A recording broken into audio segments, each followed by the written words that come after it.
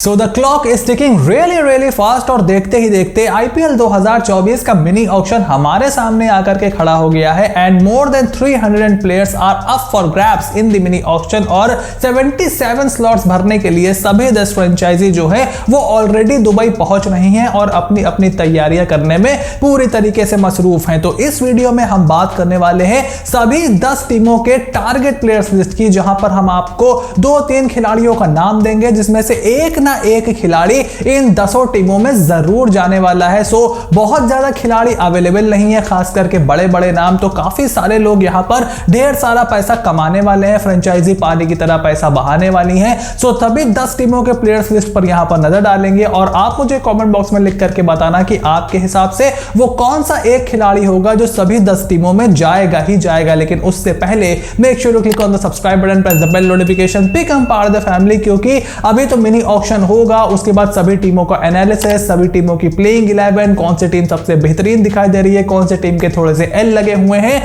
सब कुछ आपको इसी चैनल पर देखने को मिलेगा। Now without any further delay let's begin. तो सबसे पहले यहां पर अगर लखनऊ सुपर जायंट्स से शुरू करें तो इनकी टीम में ना बजट इनके पास बहुत ज्यादा है और ना ही गैप्स बहुत ज्यादा है। मेजॉरिटी ऑफ द प्लेयर्स को अपने इन्होंने यहां पर रिटेन करके रखा हुआ है। कुछ ट्रेड वगैरह की कोशिश भी इन्होंने की थी, Quinton de Kock, KKR, SRH, सबका एक तिगड़ी वाला ट्रेड की खबरें बहुत ज्यादा आई थी, लेकिन अब अपडेट यही निकल के आई है कि वो जो ट्रेड है उसको कैंसिल ही समझो। ऐसे में मेरे हिसाब से रोमन पावल और शिवम मावी ये दो ऐसे खिलाड़ी हैं जो कि लखनऊ सुपर जायंट्स में जगह बना सकते हैं। देखो शिवम मावी जो है एक प्रोमिनेंट पेसर है और आवेश खान को इन्होंने ट्रेड कर दिया है, उनकी जगह पडिक्कल को लेकर के आए हैं। तो एक पेसर की जगह इनके पास खाली है। शिवम मावी थोड़ा बहुत बैटिंग से भी कंट्रीब्यूट कर सकते हैं और लखनऊ का बड़ा मैदान, स्लो विकेट उनके जैसे गेंदबाज के लिए बहुत ही सही रहेगा। उसके अलावा रोमन पावल जो है वो थोड़ा सा लोअर ऑर्डर पेस हिटर की भूमिका यहां पर निभा सकते हैं, जरूरत पड़ने पर गेंदबाजी भी कर सकते हैं। तो अगर कहीं मार्कस स्टोरेज का बैकअप आपको चाहिए हो या फिर निकोलस पूरन के बैकअप की तरफ भी आप देख सकते हो, जिनको आप एज अ फिनिशर यूज करते हो,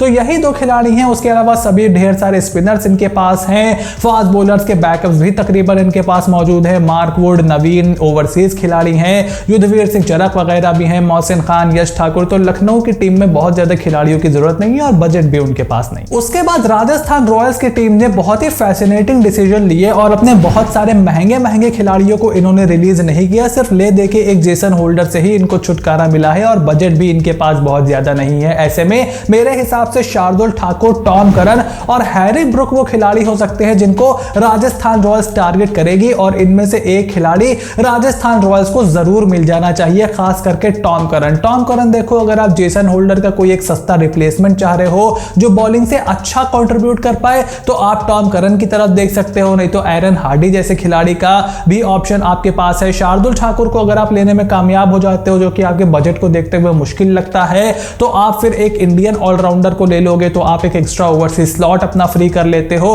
और हैरी ब्रुक के पीछे ये पिछले साल भी भागे थे, ऐसे में मुझे लगता है इस साल भी ये भाग सकते हैं। ओनली टाइम विल टेल, लेकिन आरआर के पास बजट की कमी की वजह से खिलाड़ियों के ऑप्शन बहुत ज्यादा नहीं है। उसके बाद इस साल मिनी ऑक्शन में मुंबई इंडियंस क्या करेगी, इस पर सभी की नजरें होने वाली हैं और इनके पास अब कैमरन ग्रीन को निकालने के बाद एक ओवरसीज स्लॉट फ्री हो गया है और बजट इनके पास भी बहुत ज्यादा नहीं है। तो आई एम गेसिंग कि वनिंदु हसरंगा, कार्तिक त्यागी और स्पेंसर जॉनसन वो खिलाड़ी हो सकते हैं जो कि मुंबई इंडियंस अपने पाले में कर सकती है। देखो बुमराह वहां पर है, मधवाल वहां पर हैं, तो कार्तिक त्यागी की ग्रोथ के लिए अच्छा होगा अगर वो एमआई में चले जाते हैं और वानखेड़े की कंडीशंस में वो किस तरीके से गेंदबाजी करेंगे, इंटरेस्टिंग होगा। आप ले सकते हो स्पेंसर जॉनसन को as a backup for somebody like Jhye Richardson या फिर एज अ जेसन बेहरेनडॉर्फ के बैकअप के तौर पर। झाय रिचर्डसन अब आपके पास नहीं है, आर्चर अब आपके पास नहीं है, तो एक एक्स्ट्रा ओवरसीज गेंदबाज आपके पास रहेगा तो आप उनका भी इस्तेमाल कर पाओगे। और स्पिनर में पीयूष चावला की जगह आप वनिंदु हसरंगा को अगर ले लेते हो, अगर खरीद लेते हो और खिलाते हो तो आपकी बैटिंग भी लंबी हो जाएगी और फिर एक एक्स्ट्रा ओवरसीज स्लॉट आपके पास पड़ा ही है तो आप उनका भी इस्तेमाल कर सकते हो। कि लेकिन क्या मुंबई इंडियंस इन खिलाड़ियों को लेने में कामयाब होगी? बारिंग स्पेंसर जॉनसन मुझे नहीं लगता कि बहुत ज्यादा उनको यहां पर सक्सेस मिलने वाली है। उसके अलावा दिल्ली कैपिटल्स ने अपने ढेर सारे खिलाड़ियों को रिलीज किया है और ठीक ठाक बजट उनके पास जरूर है, लेकिन उनकी टीम में गैप्स भी बहुत ज्यादा है। और फिर रोहित शर्मा की ट्रेड की जब से खबर आई है तब से तो दिल्ली कैपिटल्स की स्ट्रेटजी को लेकर के और ज्यादा लोग एक्साइटेड हो गए। तो देखो मेरे हिसाब से यहां पर वो हैरी ब्रुक, ट्रेविस हेड और जॉश इंग्लिश, इन खिलाड़ियों को दिल्ली कैपिटल्स जरूर टारगेट टारगेट करने वाली है। खास करके हैरी ब्रूक और जॉश इंग्लिश पर मुझे थोड़ा सा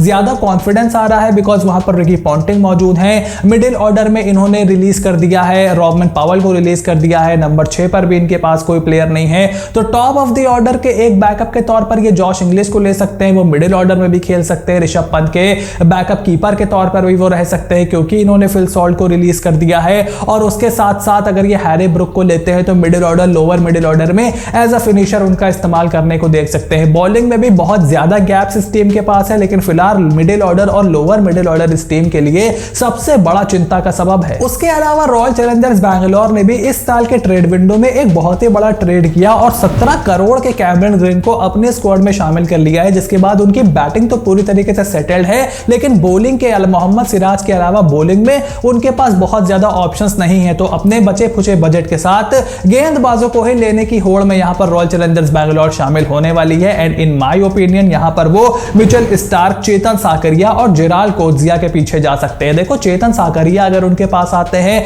तो सिराज आपके एक राइट आर्म इंडियन सीमर हो जाएंगे और चेतन साकरिया एक लेफ्ट आर्म इंडियन सीमर हो जाएंगे। इन दैट केस आप जेराल्ड कोज्जिया को ले सकते हो, थोड़ी बहुत बैटिंग आपको करके देंगे, डेथ बॉलिंग के तौर पर आप उनका इस्तेमाल करने को देखोगे।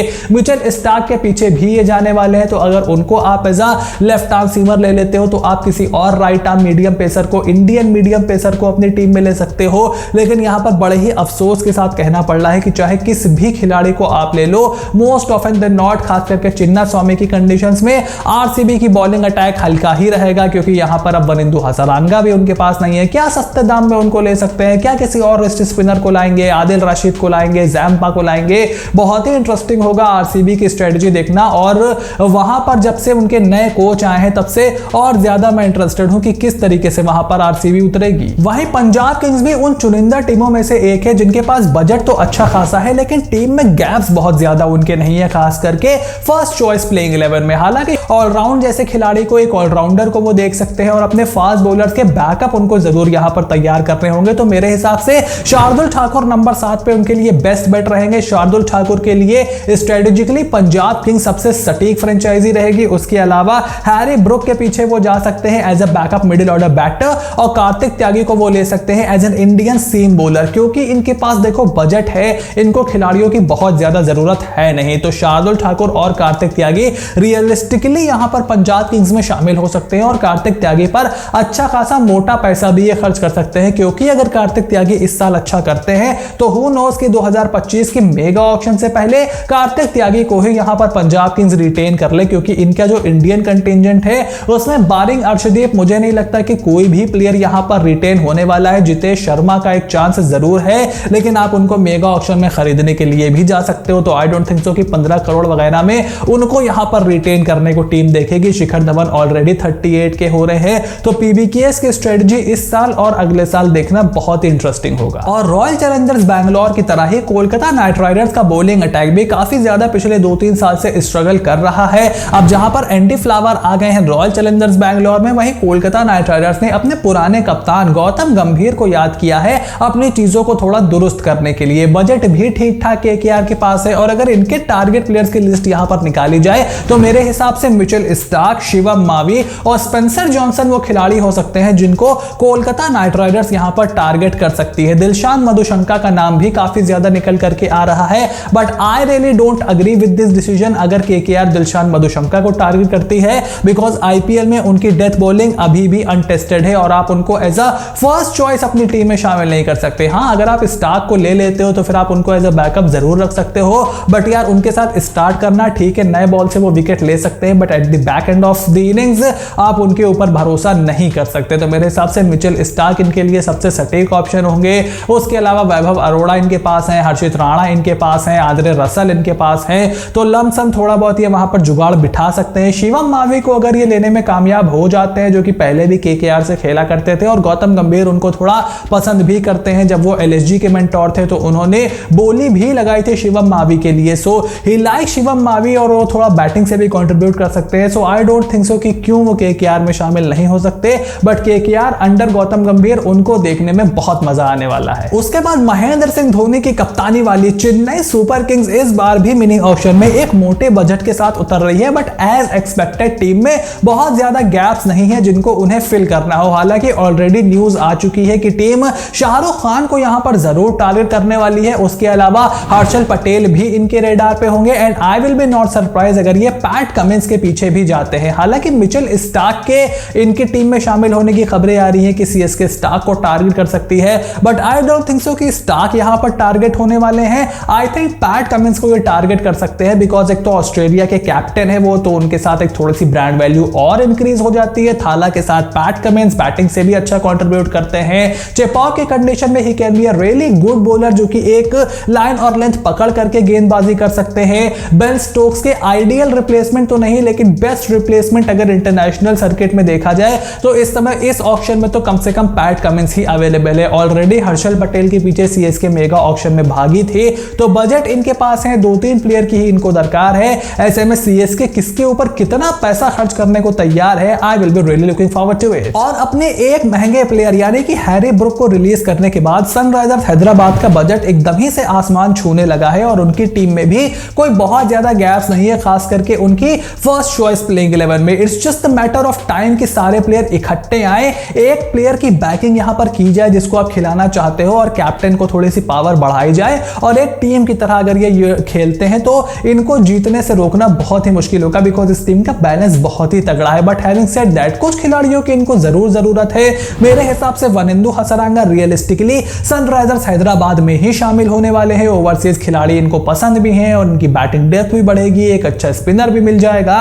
उसके अलावा मिचेल स्टार्क और हर्षल पटेल के ऊपर भी ये बोली लगाने वाले हैं एंड आई थिंक कि हर्षल पटेल के लिए सनराइजर्स हैदराबाद और चेन्नई सुपर किंग्स के बीच आपको तगड़ा बिडिंग वॉर यहां पर देखने को मिलेगा। ऐसे में कौन हर्षल पटेल को लेने में कामयाब होता है ये देखना मेरे लिए बहुत ही इंटरेस्टिंग होगा। उसके अलावा मुझे नहीं लगता कि बहुत ज्यादा खिलाड़ियों के पीछे यहां पर भागने वाली है सनराइजर्स हैदराबाद। 2-3 प्लेयर ही इनको चाहिए और उन्हीं के ऊपर they can really burn there bank. और एंड में इस मिनी ऑक्शन में सबसे मोटे बजट के साथ उतरने वाले गुजरात टाइटंस के टारगेट प्लेयर्स की लिस्ट अगर हम देखें तो मेरे हिसाब से जिराल कोटजिया, शाहरुख खान और कार्तिक त्यागी वो 3 खिलाड़ी हैं जिनके ऊपर ये अपना बैनर जरूर खड़ा करेंगे। कार्तिक त्यागी को मेरे हिसाब से वो इसलिए लेंगे बिकॉज देखो शिवम मावी को उन्होंने रिलीज किया है, उसके अलावा यश दयाल को भी रिलीज कर दिया है, तो एक इंडियन पेसर की उनको वहां पर दरकार जरूर होगी। ठीक है Mohit Sharma came good last year but you can't really think कि इस साल भी वो अच्छा कर सकते हैं, you can't really prophesise it. और जिराल कोटजिया भी इनको चाहिए होंगे बिकॉज इन्होंने अलजारी जोसेफ को रिलीज किया है, तो ले दे के इनके पास मोहम्मद शामी और जोशुआ लिटिल ही हैं जो कि अच्छी रफ्तार से गेंदबाजी कर सकते हैं। शामी ऑलरेडी इंजरी से जूझ रहे हैं, Joshua little is very very young, ये उनका सेकंड सीजन ही होगा। तो जिराल कोटजिया अगर इस टीम में आते हैं बैटिंग से भी कंट्रीब्यूट कर सकते हैं। अहमदाबाद की कंडीशंस उनको रास भी आएंगे तो वो इनके लिए एक अच्छी बाय होगा।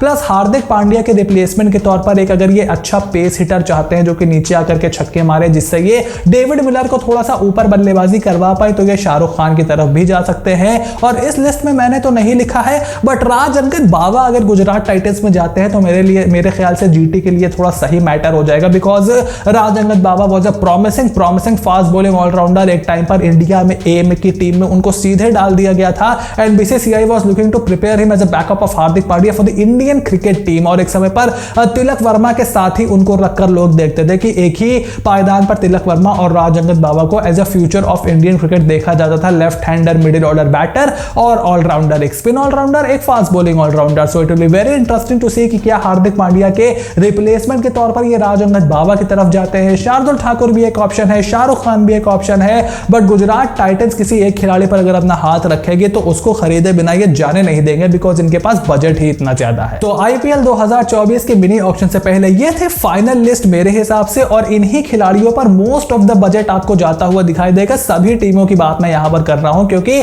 सभी टीमों को एक थोड़ा सा वो लोअर ऑर्डर बैटर चाहिए जो कि गेंदबाजी से भी कंट्रीब्यूट कर पाए और मिडिल ऑर्डर बैटर्स की भी यहां पर दरकार है। बहुत सारी टीमों को टॉप ऑर्डर बैटर की दरकार नहीं है, सबका ओपनिंग और नंबर 3 तकरीबन सॉर्टेड ही है। So I am really looking forward to the mini auction of IPL 2024 जैसे कि मैंने ऑलरेडी अनाउंसमेंट करके रखी है। आपका भाई लाइव आपके साथ वॉच अलोंग करेगा for the entire mini auction और खास करके पहले 5 सेट में हम आपके साथ लाइव जुड़े रहेंगे तो बहुत ही ज्यादा मजा आने वाला है। तो चैनल को सब्सक्राइब कर लो, नोटिफिकेशन की घंटी भाई बजा करके रखो क्योंकि 24 घंटे 36 घंटे पता नहीं किस समय आप ये वीडियो देख रहे हो बट बहुत ही कम टाइम रह गया है मिनी ऑक्शन में। So stay tuned and I will see you soon in the next video.